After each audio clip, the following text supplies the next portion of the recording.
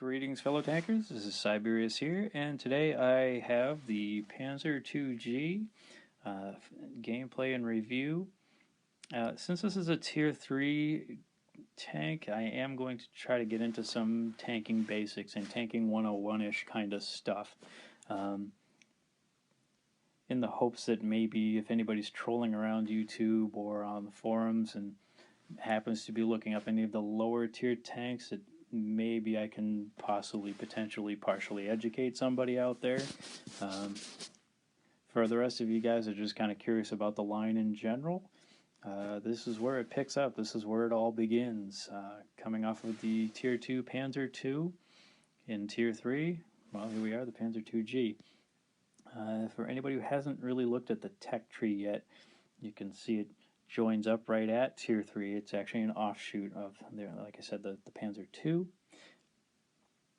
And it runs right up until Tier 8, and then it rejoins in at the Leopard line at Tier 9.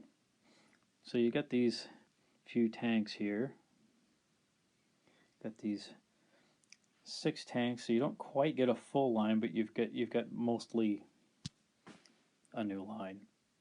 But it's a very good line. It's very fun to play. Typically the line has a lot of speed, very high stealth factor, decent guns. It's a heck of a lot of fun to play, and the tanks all handle well. And the Panzer 2G is a good introduction to the rest of that line.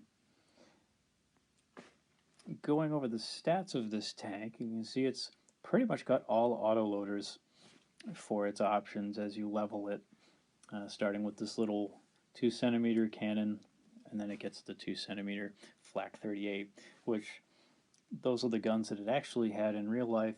This Tier 5 cannon, the 3cm Mark 103, did exist, just not on this tank. It was never fitted to the Panzer 2G. This was just something I think Wargaming did to try to further differentiate this from the other Tier 3 German tanks, make it a viable competitor, because honestly these two guns here, they're not very good. They work well in Tier 2, in Tier 3 these guns struggle, so I think this was a wise decision. Going further into the tank, you've got 360 hit points. This is about on par for a Tier 3 tank. The hull armor is actually quite good for a light tank, with 30 on the front, 20 on the sides, and 14 on the rear of the hull. And your turret has 30 on the front and 14 on the sides and rear. The overall weight of the tank is 10.82 tons, which is a little on the heavier side. There are tanks that are a little bit lighter in Tier 3, and the engine power is 180. And theoretically, this tank's supposed to reach 65 kilometers per hour, but it really doesn't, unless you're going downhill. That's like where its hard limit is.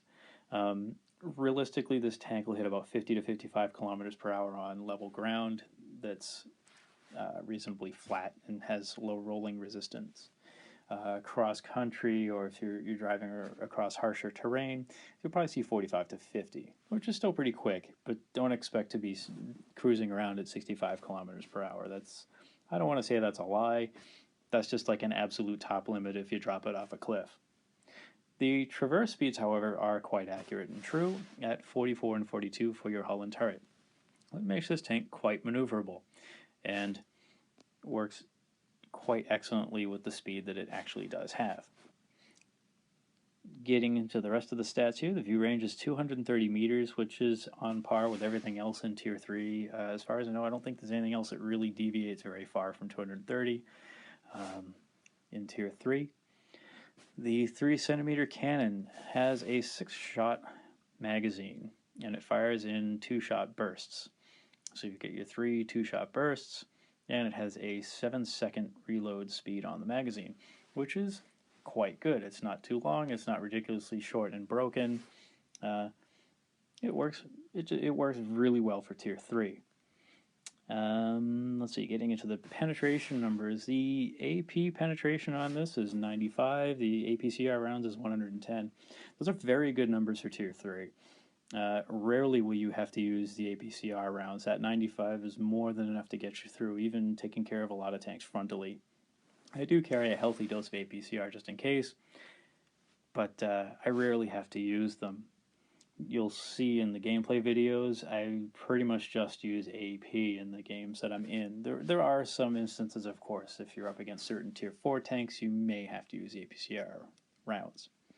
The high explosive rounds I don't bother with at all. On such a small caliber gun, the high explosive damage per shot isn't much higher than the AP and the APCR rounds, as you can see if you look a little further down at the 25 and 35. That's not much of a difference to make it worth it, especially with such a low penetration value. I don't bother to carry any HE rounds at all. The dispersion on the gun is probably the only real kind of letdown, but it's to be expected with a small caliber, short-barreled automatic weapon. Basically, it means you're not going to be sniping, but that's not really what this tank was designed to do anyway. It's a scout tank. You go out, and it was designed to destroy other small, lightly armored vehicles. So if you're dueling another Panzer IIG, it works great for that sort of thing, for example. It will handle medium range work quite well if you let the reticle shrink down between bursts. So with a bit of trigger discipline, this tank will serve you quite well even at medium range. And the aim time is pretty good at 1.9 seconds. Although it does at times feel slower than 1.9 seconds because while on the move, the reticle does bloom quite considerably. So you're not, that 1.9 seconds is assuming that the tank is at a standstill. So when the tank's moving and the reticle blooms out even further, it takes longer to actually get it down to where it should be for optimal accuracy, which you'll see that in the gameplay portion of the video. Next thing I'd like to kind of pop up here is we'll hop into Armor Inspector for a couple of reasons. The first thing I want to demonstrate, we'll get to the X-ray view here, and this is a Panzer IIJ, not a 2G. Armor Inspector hasn't quite updated with update 2.6 yet, but the architecture is pretty much identical. Any of the tanks that Germany built during pre-World War II and throughout World War II, right up through the Tiger, pretty much the entire German heavy line, as far as I know. Many of the German mediums that are in the game, anything that was built World War II or earlier, pretty much shares this kind of layout where, particularly with the engine, we've got the rear-mounted engine, but it's front-wheel drive, which means you've got this transmission and drive gear stuff down here, and this is a huge vulnerability. What that means is if you're going against one of these, you want to fire down low at the hull when you're facing this frontally, or even at a bit of an angle. You want to try to get that damage. What that does is two things. You damage the engine, and when the engine's damaged, your opponent has only 50% horsepower. It slows the tank way down.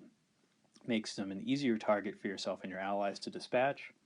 And there's also a very high chance of actually getting the engine to catch on fire, giving you a damage over time debuff to your opponent as well. And that slows the tank down even further while the tank is on fire. So this increases your DPM, slows down their mobility. It does so much for you if you can manage to target this area when facing any of the Panzer IIs, 3s, 4s, and 5s frontally. And again, like I said, some of the Tiger tanks, the Panzer VI Tiger, and some of the designs after that, it's a huge liability. And even from the rear, of course, the engine will catch fire quite easily. There's fuel tanks alongside. So this thing can essentially be a little firebox. You got to be careful with it as a pilot of one of these, or commander. Do try to do your best to keep this tank hull down. That is to say, use terrain to try to only poke out your turret while hiding your hull. Another bit of advice, if you can manage it, I'll try to get this tank at right about the angle I want to try to get it. Let's get to a different view here. Something you'll notice is straight on. You shoot it in the lower hull, and it's rated 84 millimeters of armor.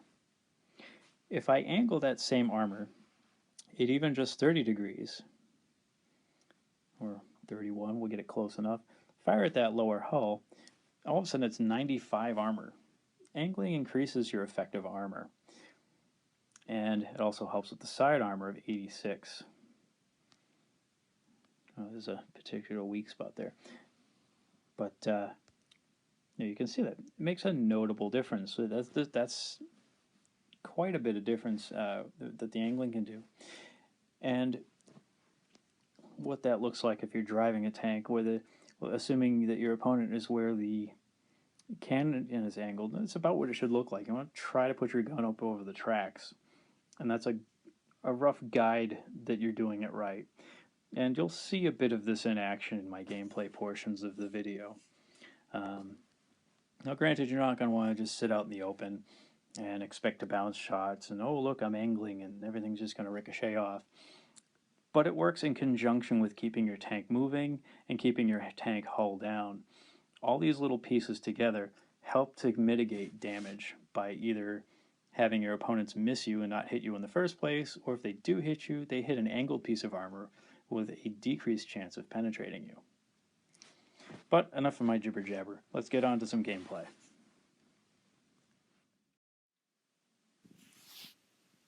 Alright, first game is at Copperfield, and this is a mostly Tier 4 match with some Tier 3 scattered in. About 50-50, I'd say. And on this map, it's such a low tier. I'm going to go ahead and take the main hill. In later tiers, where the classes are more separated in terms of heavies and lights and such, I would take a lighter tank over to the opposite end of the bowl. But I'm interested in working with the Kani Atsu to try to kind of scout up ahead here and see what we got. And I've got the DW2 aiming right at me, and an opponent in a Panzer 2G up there as well. And it looks like the people that are across the way have managed to put in some serious damage to that Panzer 2G. And we've got one down thanks to the efforts of myself and the Kani Atsu doing some spotting. Now, kind of in retrospect here, I think had I known the Kani Atsu was going to go diving right in at this Panzer 3A, I would have attacked him sooner. But you can see right there is an excellent demonstration of me firing low in the hull to try to get that engine damage and engine fire. And we were able to quickly dispatch that opponent. And I'm not ready to charge down there and take down the Martyr yet. I want to make sure this DW2 isn't going to be a problem. And again, aim right at the engine and the fuel tanks and get that fire damage.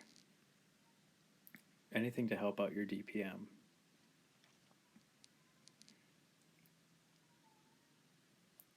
At this point, really all we have to do is kind of carefully work our way around and dispatch the rest of the opponents.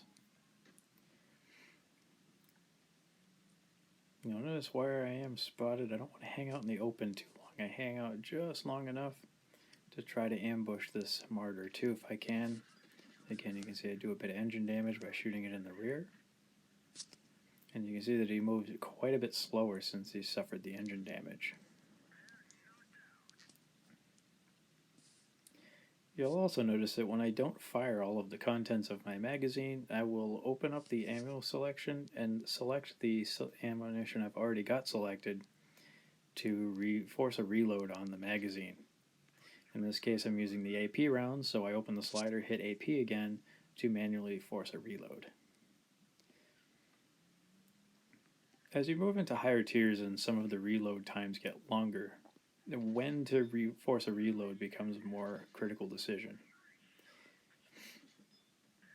And here you can see, to maximize my accuracy, I'm waiting for the circle to shrink down as small as possible before I fire my next burst. It's a good demonstration of proper trigger discipline. So while you really shouldn't be sniping with an autoloader, you can cover mid-range pretty well if you're disciplined on that trigger.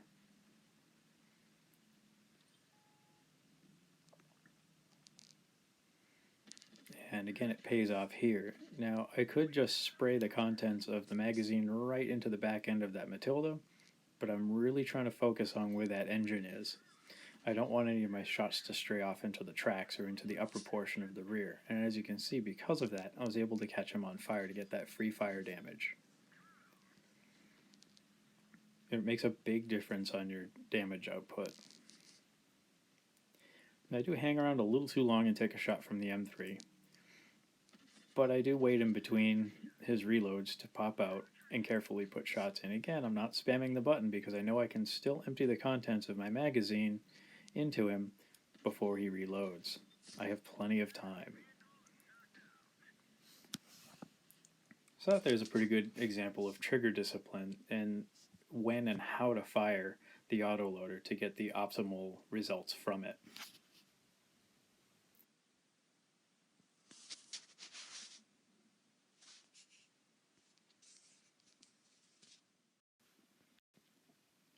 Alright, second game here at Rockfield.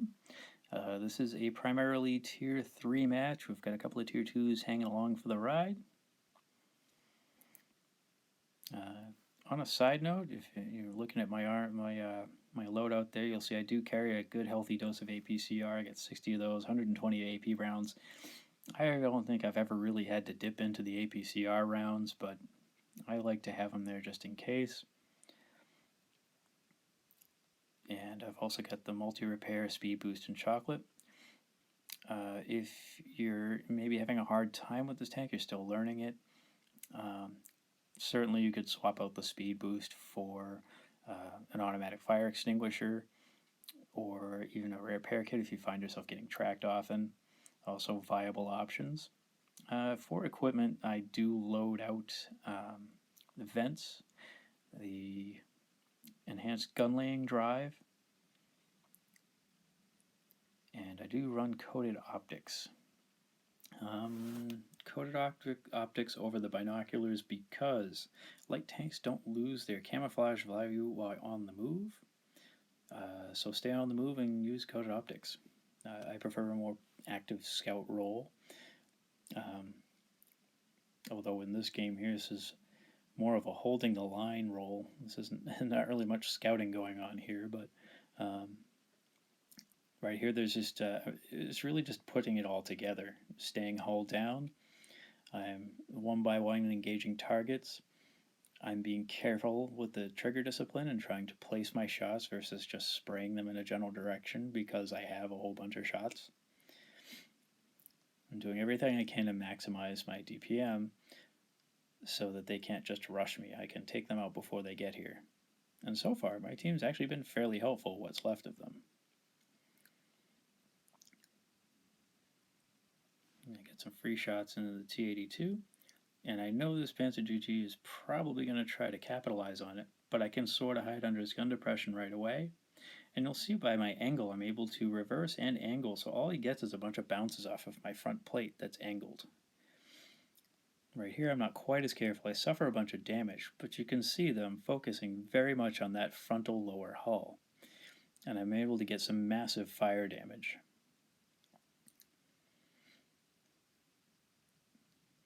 Because I put all those techniques together and all that knowledge together, I was able to win that engagement.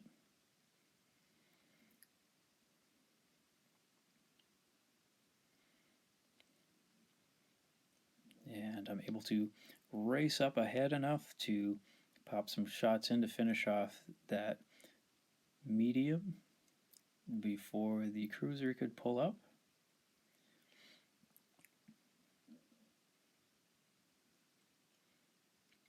And my K&E buddy is able to finish him off. Now you'll notice I can highlight my opponent and I can hit the attack button and I can kind of mark that target as my intended target. I really want the K&E to come up and help me out. He does manage to put in a shot in there, but he's not able to make himself available to help me out here at all. So I'm trying to keep him lit up,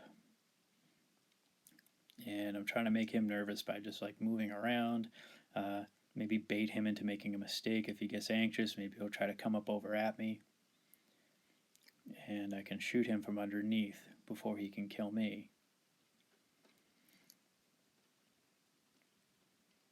So I go ahead and take the chance because I can see I'm just not going to get the help. So it's like, okay, it looks like I'm going to have to do it, and there it is. And really the last bit of this is to kind of hunt down the final opponent, who I suspect is either AFK or having some other kind of malfunction, or he could be just kind of lurking back here camping and watching his team get killed. But essentially, this pretty much sums up the Panzer 2G video. I hope you guys all got something from this, even some of the more basic stuff if you're a newer player. If you're maybe more of a veteran, you kind of get an idea what this tank is like, how it handles, and if it's a line you'd be interested in if you haven't played with it yet. And I do have plans to make more videos for the rest of this line. The looks will be next. Though I do have some other funny videos I might toss up here just for funsies, but the next gameplay and review anyway I plan on doing on the looks, which is a very, very fun tank. And yeah, that'll be a good time. So thanks everybody for tuning in and watching. Give it a like or a subscribe if you want to see more of my shenanigans, and I'll see you all next time.